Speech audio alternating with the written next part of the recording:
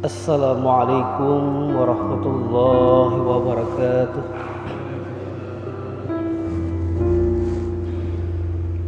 Alhamdulillahi wahibil atiyah,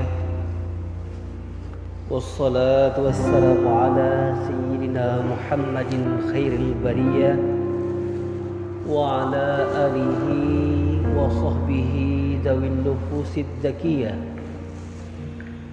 Asyhadu an la ilaha illallah wahdahu la syarikalah wa asyhadu anna Muhammadan abduhu wa rasuluh la nabiyya ba'dah, amma ba'du. Rabbi shrah li sadri wa yassir li amri wahlul 'uqdatam min lisani yafqahu qawli. Para hadirin kaum muslimin dan kaum muslimah, sidang jamaah subuh yang dirahmati Allah Subhanahu wa taala. Marilah selama nyawa kita masih ada dalam raga kita untuk senantiasa memanjatkan puji syukur kehadirat Allah Subhanahu wa taala. Karena atas perkenannya kita bisa hadir ke sini hingga sampai saat ini diberikan kesehatan oleh Allah Subhanahu wa taala. Terutama Pak, Ibu, kesehatan pikiran yang diberikan Allah kepada kita. Dengan sehatnya pikiran, terkadang tubuh yang sakit, badan yang lemah tidak mengurangi semangat kita untuk hadir ke masjid melaksanakan ibadah kewajiban sholat subuh berjamaah. Tapi kalau kesehatan badan saja sementara pikirannya tidak sehat, biarpun tenaganya kuat, biarpun badannya tidak sakit, namun dia tidak bisa hadir ke masjid. Karena apa? Karena dia tidak bisa memikirkan bahwa ini adalah kewajiban umat Islam. Sehingga dengan tidak sehatnya pikiran itulah dia tidak pernah hadir ke masjid. Ini bisa dibuktikan Pak, Bu, dengan realita hari ini. Di sini alhamdulillah Pak, banyak Pak yang ibu-ibunya, yang perempuan banyak ya. Di sini yang laki-laki juga banyak dibandingkan di tempat yang lain, apalagi di tempat saya. Anak muda yang kuat mana? Tidak ada. Orang-orang yang duduk di warung kopi bicara gelantang, tapi ketika subuh tidak ada. Ini membuktikan apa? Pikirannya yang belum sehat. Kenapa banyak yang tua-tua hadir pada subuh hari? Karena pemikiran orang tua sudah matang, di mana pada usia itu dia sudah sehat pikirannya.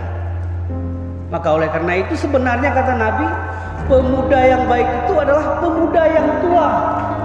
Dan orang tua yang jahat itu adalah orang tua yang muda. Nah, ini membuktikan di subuh hari itu dibuktikan semuanya. Makanya kata Rasul juga, jika ingin melihat muslim yang sejati, maka lihatlah pada waktu subuhnya. Sehingga ada hadis yang mengatakan juga, ciri-ciri orang munafik adalah orang yang tidak mau hadir sholat jamaah subuh. Dan satu lagi jamaah asar. Jadi alhamdulillah Pak ya, kita hingga sampai saat ini masih diberikan kesehatan pikiran tersebut. Dan ini harus dipertahankan. Kemudian selawat beriringkan salam.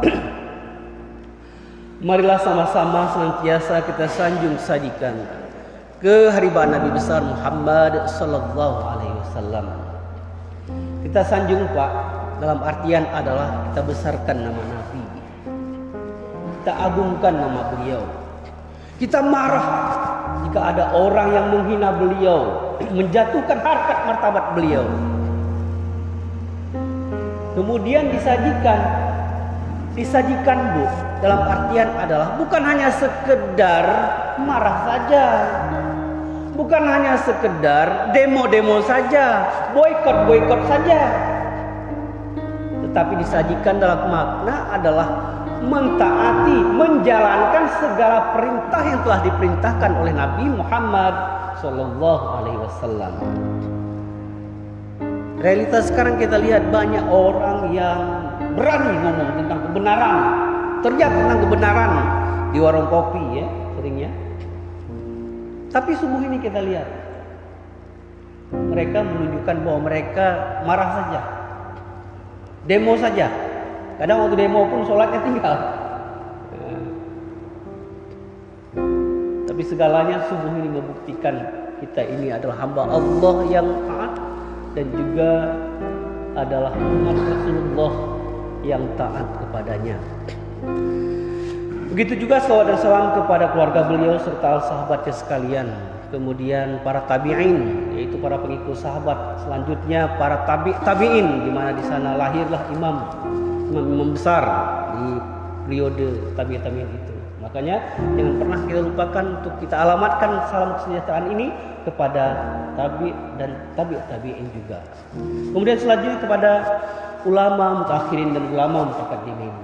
Dan juga kiranya salam kesejahteraan ini selalu kita niatkan kepada ulama-ulama yang muktabar, yaitu ulama-ulama yang masih ada hingga sampai saat ini hidup bersama kita di dunia ini. Pada hakikatnya mereka ulama adalah lentera dari kegelapan hidup di dunia ini.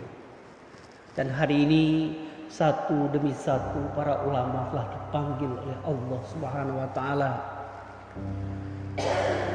Detik demi detik dunia semakin gelap, dan pada akhirnya kita akan menghadapi masa akhir zaman dan kiamat. Oleh karena itu kita berdoa ya, doa pada Allah, mudah-mudahan ulama yang masih ada hingga sampai saat ini diberikan kesehatan oleh Allah Subhanahu wa taala, dihindari segala mara bahaya yang mengancam mereka.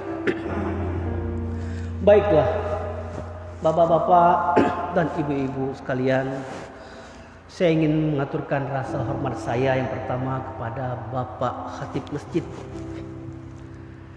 kemudian kepada Bapak Gesi ya.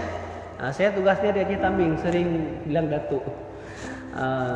Bapak Gesi beserta perangkat-perangkatnya ya, kan banyak perangkat itu kan. Kemudian ada Tuha 8, kemudian Ketua Pemuda Remaja Masjid, banyak sekali ya yang harus kita hormati. Dan kepada seluruh warga Kampung Sidodadi ini mic-nya sangat bagus ya, jadi perlu kita hormati juga karena mereka mudah-mudahan juga bisa mendengarkan lewat corong mic yang telah kita upayakan sebagus ini. Mudah-mudahan ada hikmahnya. Hikmahnya adalah walaupun tidak hadir di sini, namun bisa mendengarkan. Mudah-mudahan dengan fungsi masjid ini mereka dengarkan, datang hidayah dari Allah, lambat laun bisa berubah. Terutama buat Bapak Khatib tadi, saya berterima kasih karena telah bisa mengundang saya kemari.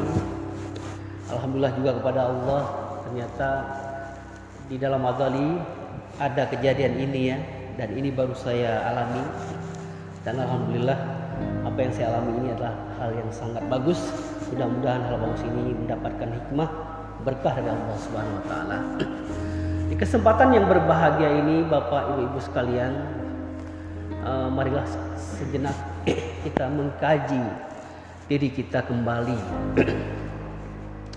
Berawal dari sebuah ayat sebenarnya, yaitu surat At-Tin. Bismillahirrahmanirrahim.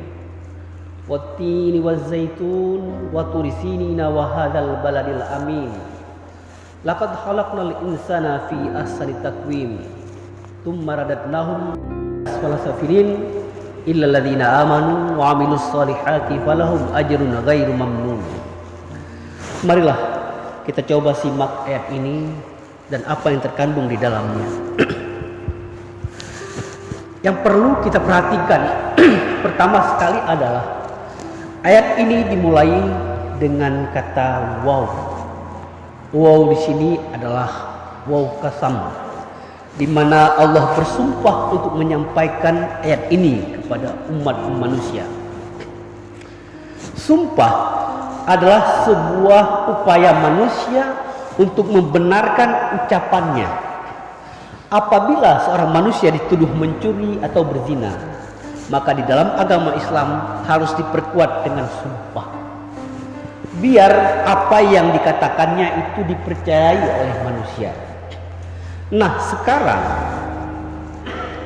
yang bersumpah adalah Allah Subhanahu wa taala. Maka dapat dipastikan ayat ini adalah anjuran bagi manusia untuk memperhatikannya dengan secara seksama. Allah tanpa bersumpah pun sudah benar, ya Pak ya. Tetapi bersumpah juga. Maka ayat yang disampaikan ini benar-benar benar. Dan apabila kita tidak mentaatinya, maka kita benar-benar rugi. Jadi Allah bersumpah demi buah tin dan buah zaitun. Di mana buah tin dan buah zaitun ini adalah dua buah yang nanti di surga buah ini akan ada. Jadi ada banyak buah yang akan ada di surga, di dunia ada dan di surga juga ada, dan dua diantaranya adalah buah tin dan buah zaitun. Kemudian Allah juga bersumpah demi Watur Sinina, yaitu Bukit Tursina, tempat di mana Nabi Musa menerima wahyunya. Kemudian Allah juga bersumpah Baldatun Amin, yaitu negeri yang diberi keberkahan oleh Allah Subhanahu wa taala, yaitu kota Mekah, di mana di dalamnya ada Ka'bah. Jadi Allah bersumpah demi itu untuk mengatakan bahwa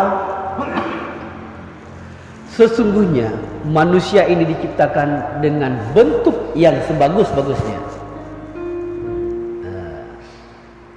Wattini wa zaitun wa turi sinina wa hadzal baladil amin laqad khalaqnal insana fi ahsani taqwim. Laqad, sungguh. Jadi ayat ini luar biasa, udah sumpah kemudian dihadirkan kalimat taukid lagi. Kalimat penguat. Sesungguhnya, sungguh telah kami ciptakan insan itu dengan bentuk yang sebagus-bagusnya. Artinya apa? Di antara semua makhluk Allah yang Allah ciptakan, maka kitalah manusia yang paling bagus bentuknya. Tapi ingat, tsumma radadnahu asfala safilin. Kemudian Allah akan campakkan manusia ini ke tempat yang paling bawah. Ditafsirkan asfala safilin ini adalah neraka wailun. Jadi pada saatnya ada sebuah kondisi di mana manusia akan dicampakkan ke tempat yang paling bawah, walaupun pada dasarnya manusia adalah makhluk yang paling bagus bentuknya, paling hebat dia. Jadi paling hebat itu manusia. Buktinya apa? Buktinya Nabi Muhammad SAW. Dari Nabi Muhammad lah, Nabi Muhammad kan manusia. Dari Nabi Muhammad lah diciptakan Allah segala isi di dunia ini. Tapi ada sebuah kondisi di mana nanti manusia akan menjadi makhluk yang paling hina di mata Allah Subhanahu wa taala dan akan ditempatkannya di neraka yang paling bawah, yaitu neraka wailun. Illal ladzina amanu wa 'amilus sholihat. Kecuali adalah orang yang beriman dan beramal soleh. Ayat ini sangat terkait dengan mengapa Rasulullah diutus ke muka bumi ini. Diutusnya Nabi Muhammad ke muka bumi ini, Nabi Muhammad sendiri mengatakan bahwa innamal bu'istu liutammima makarimal akhlak. Hanya saja aku diutus di dunia ini untuk menyempurnai akhlak manusia yang telah rusak. Dalam membenahi akhlak manusia, Nabi Muhammad membawa dua konsep saja. Yang pertama keimanan dan yang kedua keislaman. Keimanan artinya adalah, definisi iman adalah tasdiqul qalbi ma ja'an nabiyyu, membenarkan apa saja yang datang dari nabi. Jadi definisi iman ini di dalam kitab Tuhfatur Raghibin, seorang ulama tauhid yang bernama Abu Musa al-Asy'ari. Di sana Abu Musa al-Asy'ari pernah mengatakan tentang definisi iman. Kata beliau, iman itu adalah membenarkan walaupun sedikit saja di dalam hati apa saja yang dibawa oleh Rasulullah SAW. Itu sudah iman. Walaupun belum diucapkan, di hati saja, itu sudah iman. Makanya dengan sifat ar-rahimnya Allah, nanti di akhirat manusia yang meninggal dalam keadaan beriman tetap akan dimasukkan ke dalam surganya Allah Subhanahu wa taala. Ini adalah hikmahnya iman. Dengan sifat ar-rahimnya Allah, manusia yang meninggal dalam keadaan beriman padahal tidak beramal soleh, ya, tetap akan dimasukkannya ke dalam surga. Ini adalah hikmah iman. Kemudian konsep yang kedua adalah Islam. Islam definisinya adalah melaksanakan apa saja yang telah diimaninya itu. Maka dalam bahasa yang lain, Islam ini dikatakan dengan amal soleh. Jadi kembali lagi kepada tadi, hanya orang-orang yang tidak dicampakkan ke neraka wailun adalah orang-orang yang beriman dan yang beramal soleh. Artinya orang-orang ini adalah orang-orang yang percaya kepada konsep kenabian tadi, konsep yang dibawa oleh Nabi. Makanya selamatlah orang tersebut. Dalam kesempatan yang berbahagia ini, saya ingin membahas mengapa manusia kemudian akan dicampakkan menjadi makhluk yang paling hina dibandingkan dengan makhluk-makhluk yang lain. Karena apa, Bu? Karena manusia sejatinya diberikan dua naluri oleh Allah Subhanahu wa taala. Jadi manusia itu naluri yang pertama naluri akal. Yang kedua naluri nafsu. Kedua naluri ini berpotensi kepada manusia menjadi orang baikkah dia ataupun orang jahat. Apabila dia bisa mendominankan akalnya, maka dia akan menjadi orang yang baik di mata Allah. Tapi sebaliknya, apabila dia lebih mengemukakan, lebih mengedepankan hawa nafsunya dibandingkan akalnya, maka pada saat itulah manusia akan menjadi manusia yang buruk di mata Allah dan akan ditempatkannya di tempat yang paling bawah. Pada saat itu manusia belum tentu pada hakikatnya manusia. Jadi Pak, Bu, kalau kita lihat ini kita manusia, ini pada syariatnya manusia. Tapi pada hakikatnya kita belum tentu manusia di mata Allah Subhanahu wa taala. Nah, buktinya Pak, Bu, dulu ada ucapan orang-orang tua zaman dulu kepada anaknya, "Wahai anakku, kamu sekolah yang tinggi, ngaji kamu yang rajin ya, biar kamu jadi orang." Karena ada ucapan seperti itu ya. Kalau anak yang pintar kan dia bingung dia. Saya kan orang, tapi kenapa harus disekolahkan biar jadi orang? Ini bukan bahasa syariat, tapi ini adalah bahasa hakikat. Yang pada hakikatnya artinya kita manusia belum tentu manusia. Ada ilmu humaniora, yaitu ilmu-ilmu yang memanusiakan manusia. Kenapa harus ada ilmu lagi pada manusia, padahal manusia sudah jadi manusia? Ini adalah bahasa hakikat. Kemudian di dalam kitab Safinatun Najah, nah ini perlu saya sampaikan untuk membuktikan bahwa kita sebenarnya pada satu sisi dianggap seperti bukan manusia. Jadi di dalam kitab Safinatun Najah itu di dalam bab tayamum ada dua sebab tayamum yang baru boleh kita tayamum jika ada dua sebab tersebut. Yang pertama adalah fakir air. Air tidak ada. Setelah kita cari air, di dalam kitab tersebut dikatakan 40 ke kanan, ke kiri, 40 rumah ke depan, ke belakang, tidak ada air. Kemudian yang kedua, airnya ada, tetapi air tersebut dibutuhkan oleh al-hayawanul muhtaramah, yaitu hewan-hewan yang dihormati. Jadi kalau misalkan ada air setelah kita cari, kemudian pas kita memakai untuk berwudu, lewat hewan yang dihormati tersebut, maka air tersebut kita harus berikan kepada hewan yang dihormati, karena apabila kita tidak berikan, hewan tersebut akan mati, hilang nyawanya. Maka kita wajib memberikan air tersebut dan kita barulah bertayamum.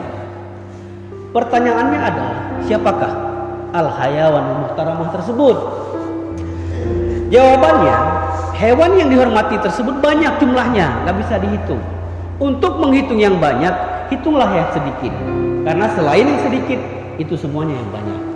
Yang sedikit adalah hewan ghairu muhtaramah, hewan yang tidak dihormati. Jumlahnya ada 6. Selain 6 tersebut, berarti semua dihormati. Posisi yang pertama, hewan yang tidak dihormati ada 6, dan posisi yang pertama adalah tarikus sholat, orang-orang yang meninggalkan sholat. Dia dikatakan sebagai hewan yang tidak dihormati. Artinya apabila dia lewat air tersebut, walaupun dia mati, tidak boleh kita berikan kepada dia. Kita harus mengutamakan buat diri kita untuk berwudu. Tidak boleh tayamum. Tarikus sholat. Jadi hina sekali bagi Allah Subhanahu wa taala bagi orang yang meninggalkan sholat. Bahkan ada hadis yang mengatakan man taraka shalah muta'ammidan faqad kafara jiharan. Di barang siapa yang meninggalkan sholat secara sengaja tanpa dia beriktikad bahwa itu tidak wajib, itu dikatakan ingkar secara terang-terangan. Artinya apa ingkar secara terang-terangan? Adalah orang yang tidak bersyukur kepada Allah atas nikmatnya. Dan apabila dia tidak bersyukur, maka nanti suatu waktu azab Allah akan menimpanya. Maka tidak ada orang yang bahagia di dunia ini yang meninggalkan sholat. Jadi yang meninggalkan sholat itu semuanya tidak bahagia hidup di dunia ini. Tidak ada yang senang. Karena janji Allah, la in syakartum la azidannakum wa la in kafartum inna azabi lasyadid. Baik di dunia maupun di akhirat nanti. Posisi yang pertama, tarikus sholat, hewan yang tidak dihormati. Yang kedua, posisinya adalah dinamusan. Dinamusan ini adalah orang yang berzina dalam status dia sudah mempunyai istri atau telah mempunyai suami, selingkuh. Berbeda dengan zina ghairu muhsan. Zina ghairu muhsan adalah seorang yang melakukan zina namun belum pernah menikah. Kalau lewat zina ghairu muhsan, kita wajib memberikan air itu kepada dia. Tetapi kalau lewat pelakor, kalau sekarang pelakor ya, ataupun penyelingkuh tadi, dia lewat biar mati sekalipun kita tidak boleh memberikan air kepadanya. Begitu hinanya dia. Dalam hukuman Islam pun, kalau orang yang ghairu muhsan berzina, itu cuma dicambuk, dijilid 100 kali. Kalau meninggal dia, kalau tidak meninggal, mudah-mudahan dia bertobat. Tapi kalau zina muhsan, itu hukumannya adalah ditanam setengah badannya, kemudian dilempar sampai mati, dirajam namanya. Nah, ini membuktikan bahwa hinanya sekali. Zina muhsan. Dia posisi yang kedua, kategorikan sebagai hewan ghairu muhtaramah, hewan yang tidak dihormati. Kemudian yang ketiga adalah murtad. Murtad adalah orang yang keluar dari agama Islam. Kemudian yang keempat adalah kafir harbi, bukan kafir dhimmi. Kafir harbi adalah kafir yang wajib kita perangi. Harbi, asal kata dari harbun, artinya perang. Wajib kita perangi. Kenapa wajib kita perangi? Karena dia telah merongrong akidah kita. Nah, kalau dia lewat nggak boleh kasih air. Tapi berbeda dengan kafir dhimmi. Kafir dhimmi adalah kafir yang hidup di negara Islam, kemudian dia dilindungi oleh Islam dan dia membayar pajak terhadap negara tersebut. Nah, kalau kafir dhimmi lewat, boleh kita kasih air. Bahkan wajib kita pelihara jiwa dia. Itu yang keempat. Selanjutnya yang kelima adalah anjing gila. Kalau nggak gila, berarti dia dihormati. Yang tidak dihormati adalah anjing gila. Kenapa anjing gila nggak boleh kita kasih air? Karena kalau kita kasih nanti takutnya kita digigit, kena rabies kita. Dan yang keenam adalah babi. Untuk ukuran babi, baik gila ataupun tidak, dia tetap terhitung hayawan ghairu muhtaram, hewan yang tidak dihormati. Kalau babi, kenapa? Kan ada pertanyaan nih, kok ada beda anjing sama babi? Kalau babi kok nggak dihitung yang gila aja? Babi banyak penyakitnya. Kalau anjing ini dibawa berburu pun boleh. Kalau nggak basah nempel nggak apa-apa. Kalau digigit dia baru berefek kepada penyakit yang berbahaya, itu rabies. Makanya dihitung nggak anjing gila. Nah, seperti itu. Tetapi yang perlu kita perhatikan pada subuh yang berbahagia ini adalah kaitan dengan tema kita tadi adalah coba perhatikan anjing yang tidak gila itu kita wajib memberikan air kepadanya. Sementara manusia yang meninggalkan sholat tidak boleh kita memberikannya walaupun dia mati sekali. Di sini membuktikan bahwa manusia lebih hina dibandingkan dengan anjing sekalipun. Kita lihat posisi pertama tadi tarikus sholah manusia, kemudian dinamusan manusia, murtad manusia, yang keempat kafir harbi juga manusia, baru yang kelima dan keenam itu hewan. Inilah pengertian dari apa yang disampaikan dalam ayat atin tadi, tsumma radadnahu fi asfala safilin. Kemudian manusia akan dicampakkan ke posisi yang paling bawah. Oleh karena itu, konsep yang dibawa oleh Rasulullah tentang keimanan dan amal soleh yaitu Islam itu harus kita perkuat. Jadi hanya itu saja Pak ya, Ibu sekalian, yang dapat saya sampaikan di kesempatan yang berbahagia ini. Mudah-mudahan bermanfaat, terutama buat diri saya sendiri dan selanjutnya buat bapak-bapak dan ibu-ibu yang telah hadir di sini, dan selanjutnya lagi kepada para pendengar yang sempat mendengarkan lewat corong mic. Terima kasih atas segala perhatian. Mohon maaf atas segala kekurangan. Usikum wa nafsi bitaqwallah. Wallahu muwaffiq ila aqwamit thoriq. Wassalamualaikum warahmatullahi wabarakatuh.